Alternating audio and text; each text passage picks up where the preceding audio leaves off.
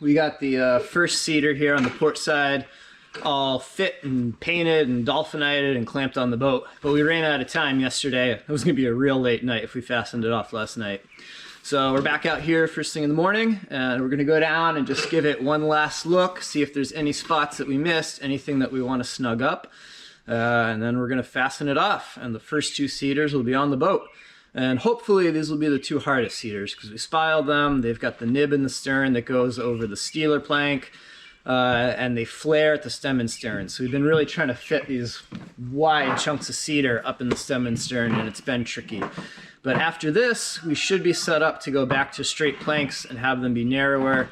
And being narrower, they'll edge set and twist better. So we'll see how it goes, but we're pretty hopeful that they're gonna get easier. At least that's what everybody says. We'll see. So yeah, we'll get this fastened off and keep chugging along here.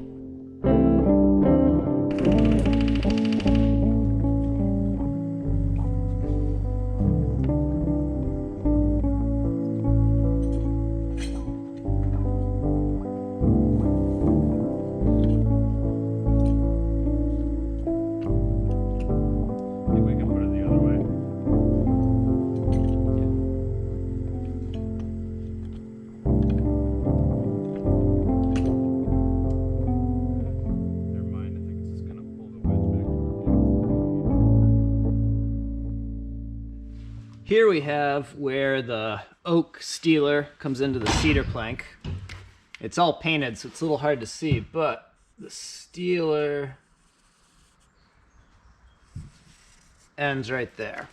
Now, a few people on Instagram and Facebook were wondering why we didn't end the steeler on one of the frames. And the answer to that is that the frames are too narrow to do that.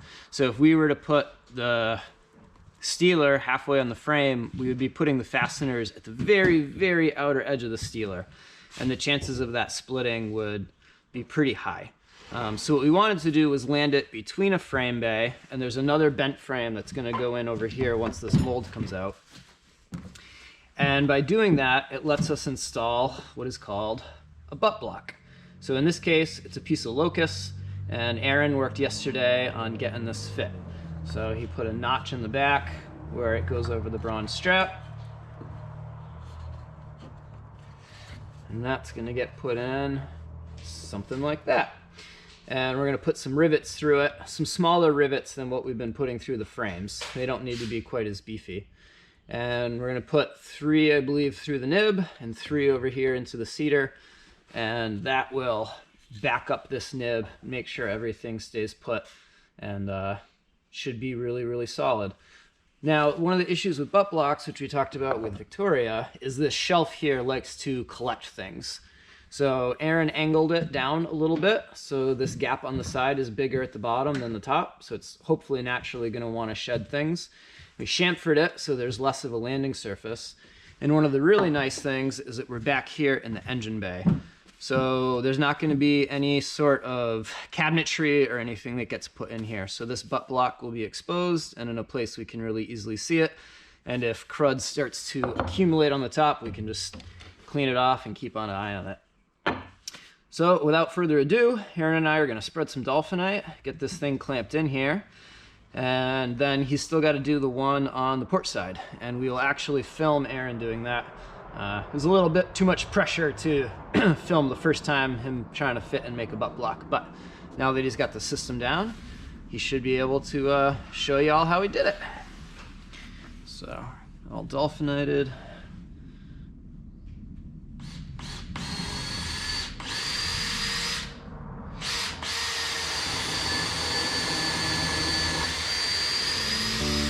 Yep, came through. Yeah? Yep. In the right spot? Yeah, you're fine.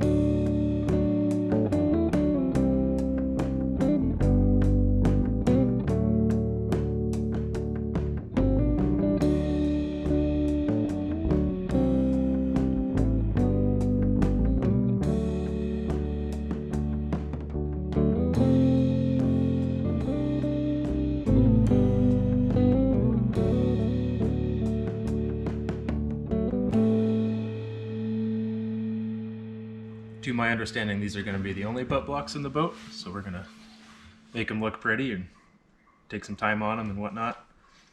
The process for this next one over on the starboard side is going to go, I still have my cardboard pattern from the port side there. So I'm going to take this and just lay it on here and see if this shape will work over here in these dimensions. And if it does, I'll just take this same pattern and bring it over to my block of locust and trace it out and bring it over to the bandsaw and rough out the shape. And then what I'll do after that is I'll bring that roughed out shape of the butt block over here. Then I'm gonna have to fair in this inside surface of the hull planking. Not flatten it out, but just make it a nice fair curve with the palm sand, or just kind of paring at the edges here with a chisel or whatnot. See what it takes. And then probably clamp this strapping nice and tight so it doesn't lift off at all, which it shouldn't be anyways. It's all bedded down already. And then we'll have to let in for the strapping on the bottom of the butt block because it'll kind of lay in just like so. And it'll overhang. It'll cover the nib entirely on the steeler, and it'll overhang the oak plank below it and the cedar plank above it so that the whole thing is supported and pulled tight at the joint. And then after it's let in for that strap, I'll have to take it in, and since the inside surface of the hull planking there is curved, I'll have to kind of eat away at it, maybe with a sander or flapper disc or chisel or whatnot, and get it to sit nice and steady on there. And then we'll bed the whole thing, both surfaces, and fasten it, and then we'll have both the butt blocks in the boat. Perfect. Say that 3 times fast. Butt blocks in the boat, but I can't.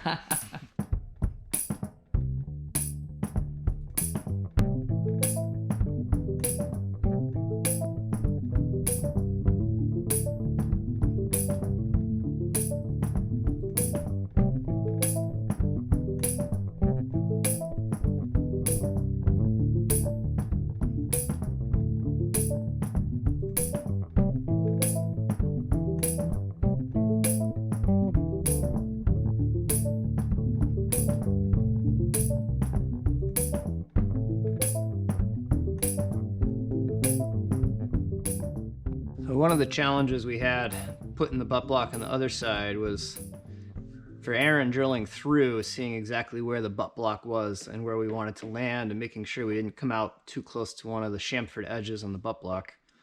And then he had the great idea to drill from this side before we put the butt block in, and then he can just chase those holes through the butt block and be pretty much guaranteed to end up where we want, which was a very good idea. So for those of you doing butt blocks, that might be a helpful tip. So now he's smearing the whole thing with dolphinite. We'll get it clamped in there and put the rivets in. Oh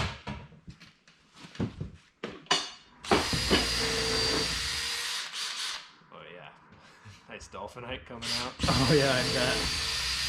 No, the idea to drill from the inside out and chase them that was smart. That was a good idea. Not just a hat rack. As my old boss once said about me, even a blind squirrel finds a nut now and again. Yeah, how insulting is that?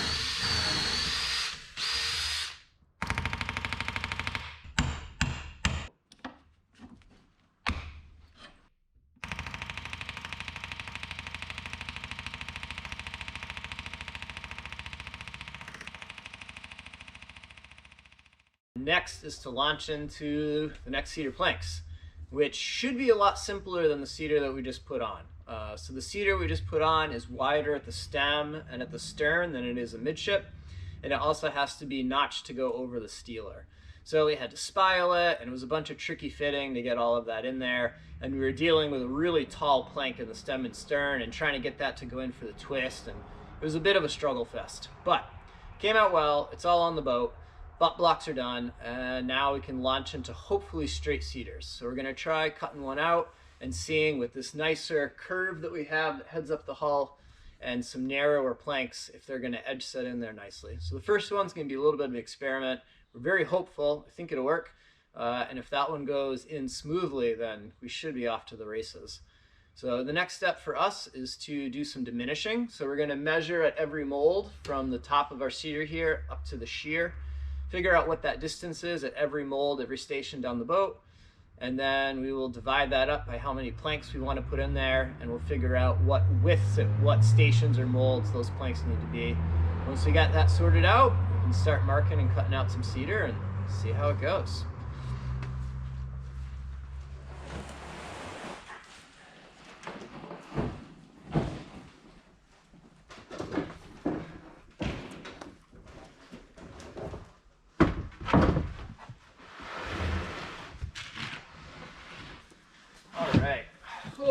So, first board we pulled, too many checks in it.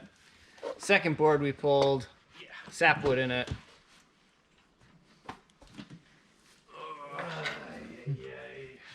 Third one we pulled, too narrow.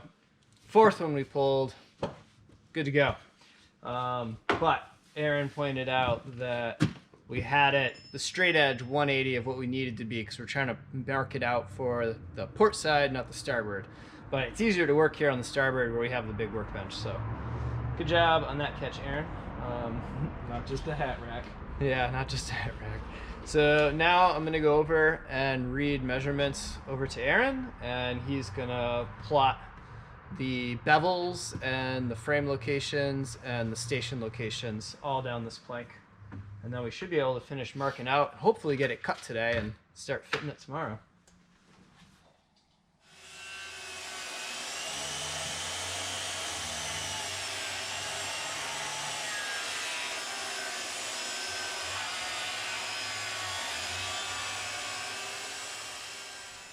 Yesterday, Aaron and I pulled a bunch of measurements, and we got this cedar plank cut out. And now that it's cut out, the next step before we can start fitting it to the hull is doing the knot repair.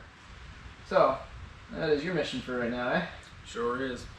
All right, so Aaron's gonna run through and work on getting the knots fixed.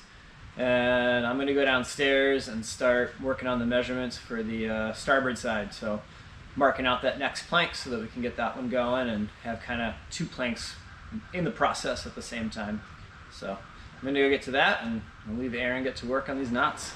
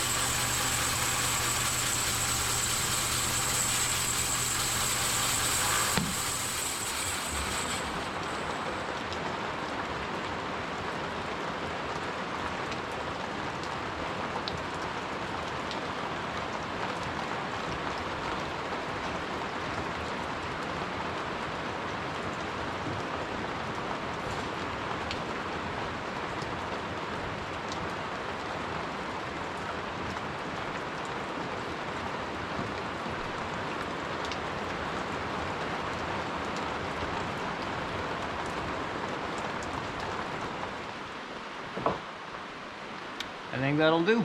On to the next one.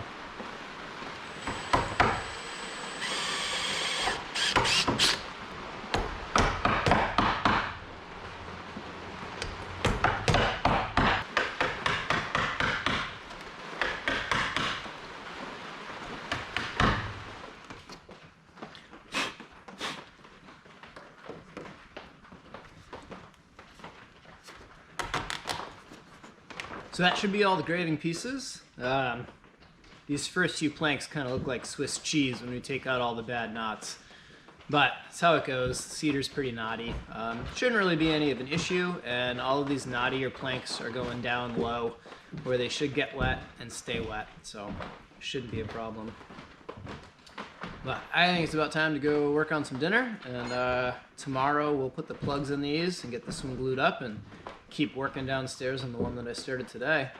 The knot repair is kind of a bummer. I definitely chews up a good bit of time, but we're starting with the knottier stuff, and we save the best stuff for higher up in the boat. So the more planks we go on, the easier the curves in the boat will get, the better we get at all this, and the better stock we're gonna work with. So it's all uphill from here, or downhill from here?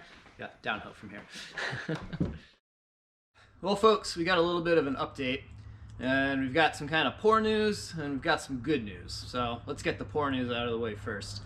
And that, as we said before, the planking party kind of went bust, and we were really hoping that we would have the majority of the planking on by the end of April, so that when we do the open house at the beginning of May, we could have the molds out and have a planked hull to show. And unfortunately, COVID-19 happened, and the planking party went bust. So we're definitely not going to have it planked up by the beginning of May. And the other thing is, we've decided that we are going to postpone the open house. We traditionally do it the first Saturday in May every year, and with everything that's going on, it just seems like a very poor decision this year. So we'll see what happens with COVID and how everything plays out. Hopefully we can do something maybe the end of the summer, beginning of the fall. And if we can't do it for 2020, we'll just make it that much more of a rager in 2021. So if you were planning on coming here for the open house, please don't. We won't be hosting it. We won't be doing it this year. Please stay at home and stay healthy, and let's get this bug squashed. So with that, let's go check out what the good news is. This is the good news. So as COVID started to settle in and we could see that it was going to be a long haul for all this to get over, we reached out to Jamestown distributors, where we've been getting a lot of our bronze fasteners and paint and that kind of thing. And we asked them if they were going to stay open, if they thought the supply chains were going to keep going, and they said that they had no idea. But they wanted to make sure that we could keep working kind of no matter what, and that if we got them a massive list of everything we thought we needed to keep us busy for a while, they would do their darndest to get it to us. And they did. The only thing we're missing are the bronze carriage bolts we needed for deck framing. We found another source of those and we're waiting on them. Thankfully we have some time before we need them. But JD sent us all the epoxy, linseed oil, dolphinite, bronze screws, the nuts and the washers for the carriage bolts. So we have basically everything we need on hand to work right through the summer. So we can finish up the planking, we can do the rest of the bronze floors, the rest of the bent frames, we can put in the clamp, the shelf, the deck beams, we can build the housetop, we can build the cockpit. And about that time, we're going to start to run out of some of the epoxy and bronze hardware and things. But that will keep us more than busy through the entire summer. So huge thank you to Jamestown for getting all this stuff to us so quickly, especially with the fray of everything that's going on.